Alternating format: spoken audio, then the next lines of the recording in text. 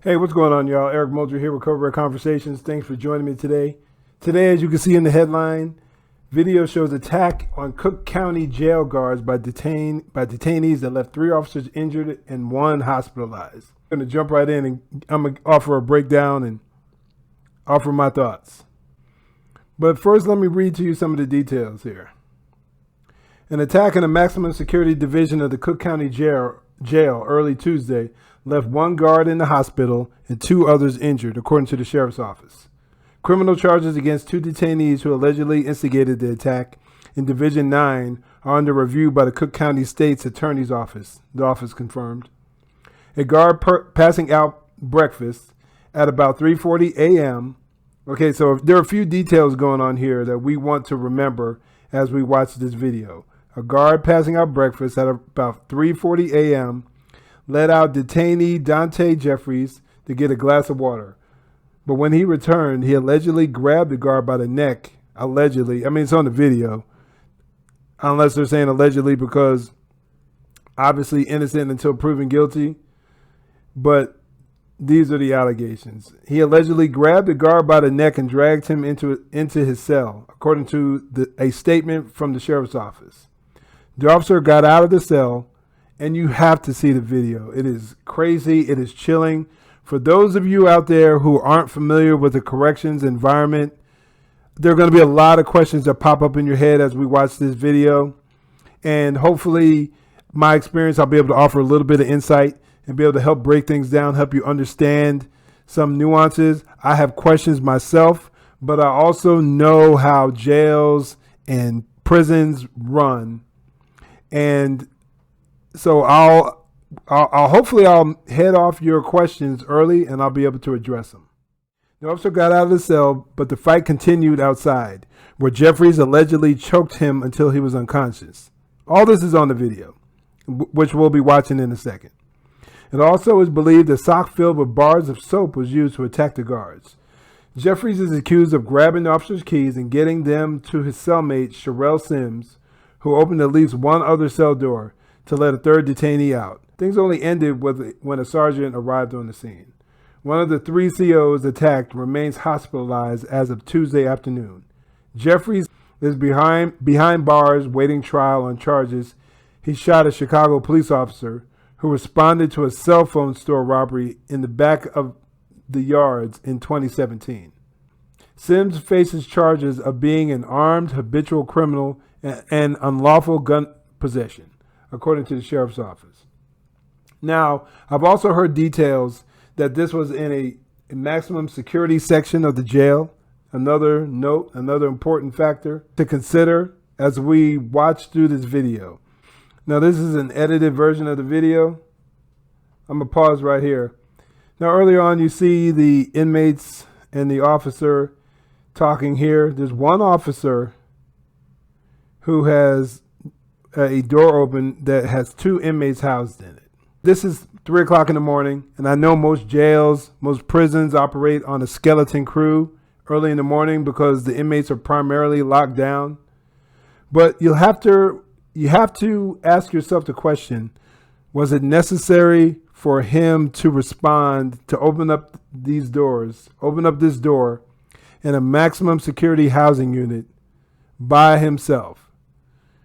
And then you also have to take into consideration the offenses that this individual was in jail for in the first place. He's in jail for shooting a police officer. Now, there are oftentimes I didn't make an effort. I didn't make it a point to know the reason why most of the inmates were in my unit, because I sought to be professional at all times. I didn't want their charges to cause me to mistreat them or anything like that. I sought out to be safe at all times. Now, there are times in my career where it took a definite spike up in being more mindful of my safety, my officer safety skills, and that's a story I'll leave for another day. I sought to keep myself safe. I sought to be mindful of what was going on around me, especially considering the fact that I had experience working in a maximum security prison. So that's a question that I just wanted to ask right offhand. Was it necessary? Maybe his partner was out to lunch and this is a normal routine that they have. Maybe he's in a unit by himself. That's why I don't want to be extremely critical on the officer, considering these factors could play a role. So the inmate was let out to get water, quote unquote. He came down. He had something on his hands when I initially saw him. Now he's attacking the officer, as you can clearly see. And the officer is fighting back because and it's 2-on-1. And they're dragging him into the cell. And now this is a horrific situation that no officer ever wants to find themselves in. Door opened up. They pulled the door back. I'm sure everyone, they may not know what was going down initially, but all the inmates, everyone's awake, I'm sure, because there's a major commotion going on. So the officer manages to fight his way out of the cell. And here he's getting choked out.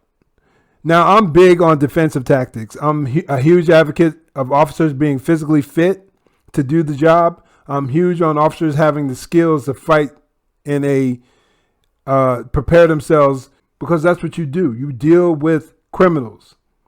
So he took the keys from the officer. Now you see an officer coming up. And it looks like he's just realizing what's going on. Because when he initially walked in, he came in kind of nonchalantly. But I don't see them. I don't know what's going on. Let me pause this real quick. Now, I don't know what's going on. I don't know if the officer, when he initially came in, if he didn't see what was going on. I'm not sure if the officer got to his radio and made a call for assistance or help. I have no idea. But he could have tried to feign that the officer was sick or needed help, and he was trying to help him out. Because you notice the responding officer, this officer right here, really didn't even address these guys. He just came over to check on the officer. Now, me personally, my mindset would have been to try to gain control of the situation. And that's basically applies to wherever you are, whether it's in a jail, a prison, or on the streets. If you're on a call, the first thing you want to do is slow the scene down and gain control of the situation to the best of your ability. So I'm not sure what the communication was, and I'm seeking to give the officer the benefit of the doubt for that matter.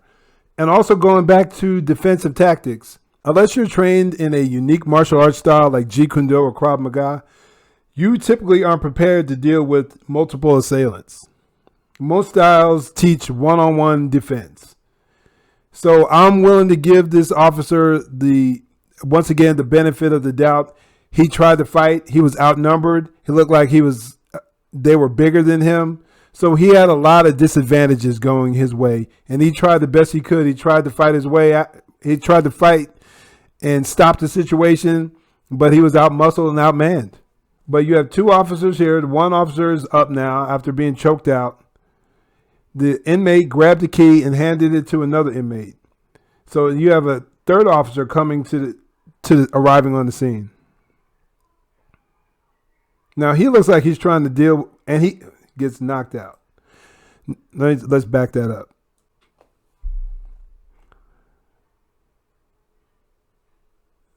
So we're backtracking to where the second officer arrives on the scene. And then the third officer comes in. They got their faces digitized. And he goes to address the inmates. And look what happens. He gets knocked out. One punch. And another punch knocks the other. So you have two inmates unconscious. You had one that was just beat in a fight, choked out. He's conscious. He's probably barely a threat. And now this same one is going after the other officer. Crazy. And he's on the radio. I'm assuming he's calling. Now you got this other inmate going up here. There's so much going on. I got to pause it. Now you got this other inmate going over here. He's got the keys because this first inmate handed him the keys. Now he's going over here and he's attempting to lock the door. Back up just a second here. He attempts to go back over and attack the officer. Now he's going back. So something must be going on. Now you see more officers coming in. Now you can see the laser shining. So this is where the sergeant comes in with the taser. What he's doing here, I have no idea. The inmate goes up there and puts the key back on there and goes in the cell. That's not his cell, if I recall correctly. Crazy. I keep saying it over and over again, but this is nuts here. And let me point out something. Now, this event, I recorded the time this event took place. And it took about 1minute and 11 seconds roughly for backup to arrive for Officer 1 to respond to help Officer 1 out. And then it was proceeding. It was seconds, a couple of minutes after for the other arriving units got there. Now the sergeant's still holding the taser. She's trying to gain control. Now this is one of the crappy aspects of corrections. You don't have the option of having a firearm. Too many inmates. If enough of them wanted to get your gun, as you can clearly see, they could easily get it. And then you could have a deadly situation going on. So you don't have that option. That option's out the window. In most places, the officers that work the decks don't have tasers. So you subtract the gun. For my cops out there, for my patrol buddies out there, this is a totally different ball game. You were on a unit, no weapons. You have pepper spray, handcuffs, radio. And as I mentioned before, your ability or inability to communicate. That's what you have. And your physical tools, whether you're in shape or whether you're not, whether you know how to fight or not. That's what you have. When it's all said and done, the reality of a corrections environment is these guys, the inmates, are basically letting you be in control. Because if they wanted to uprise and they wanted to gain control, they could. And there's really nothing you can do about it. There's really nothing you can do. No man, no individual can stop 20, 30, 40, 50, 100 plus inmates. It's just impossible. Now we have the cavalry arriving. 1, 2, 3, 4, 5, 6, 7, 8, 10, 13, 14 officers or so. Beautiful to see. I wish they could have gotten there a little earlier personally, but I don't know what goes on, how their setup is, and now they're trying to gain control. They're taking one guy down. So I'm stopping the video right there. So many things going on there. Like I said, you have the question of staffing and inmate contact. You know you're in a maximum security housing unit. Is it wise to open up a door with the level of offender that you're dealing with? With the suspect that you're dealing with, is that wise? I mentioned earlier in the previous, more unedited version of the video, you see the inmate looked like he had something wrapped around his hands. It's alleged that he had sock and a bar of soap wrapped around his hands, which helped him be able to throw some harder punches and not worry about injury.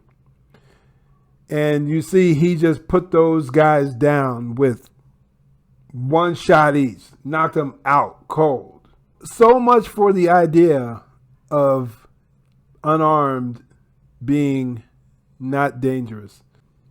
One of those officers in another article that I read is in the hospital, and that inmate is being charged with attempted murder. So he must be in a pretty bad way. And he had a bar of soap in his hands. And look at the damage that he caused. 2 inmates took out 3 officers in a couple of minutes. Folks, while you're out there, please be careful. Be aware of your environment. Be aware of your setting. Know who you're dealing with. Your officer's safety needs to be at the highest level. And if you're dealing with a riskier level of offender, then you need to be that much sharper. These guys can be so smooth and cool when they're on the inside, talk to you like they're your boy, they're your buddy.